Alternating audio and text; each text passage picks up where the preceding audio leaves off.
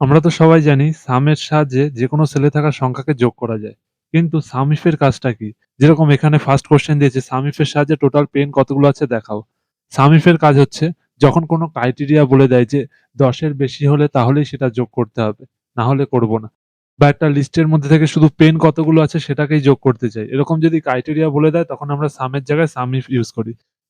যেরকম এখানে যেটা বের করতে দিয়েছি সেটা যদি আমরা করি তাহলে আমরা লিখব ইকুয়াল টু সাম ইফ তারপর ফার্স্ট ব্র্যাকেট ওপেন তারপর সিনট্যাক্স এ দেখা যাচ্ছে রেঞ্জ।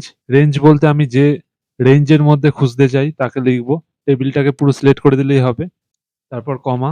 তারপর বলেছে ক্রাইটেরিয়া মানে ক্রাইটেরিয়া কি বলেছে পেন হতে হবে, তাই তো? তাহলে ইনভার্টেড কমার মধ্যে পেন লিখে দেব। ক্রাইটেরিয়ার পরে সাম রেঞ্জ। সাম রেঞ্জ বলতে আমরা তো পেনকে খুঁজে বের করলাম। কিন্তু এবার আমি কি যোগ করতে চাই? তার কোয়ান্টিটি। কোয়ান্টিটি ঘর কোন ঘর থেকে কোন ঘরের মধ্যে রয়েছে? B1 থেকে এর মধ্যে রয়েছে। তারপর এন্টার। তাহলেই কিন্তু দেখাচ্ছে টোটাল ১৩ টা পেন রয়েছে। যেমন এখানে ৫ টা পেন, এখানে ৬ টা পেন আর এখানে ২ টো পেন। টোটাল ১৩ টা পেন চলে এসছে। ভিডিওটি যদি ভালো লেগে থাকে তাহলে অবশ্যই লাইক, কমেন্ট, শেয়ার করতে ভুলবে না। আর এরকমই নতুন কম্পিউটার সম্বন্ধে ট্রিক জানার জন্য অবশ্যই আমাদের চ্যানেলটি সাবস্ক্রাইব করে রাখবে।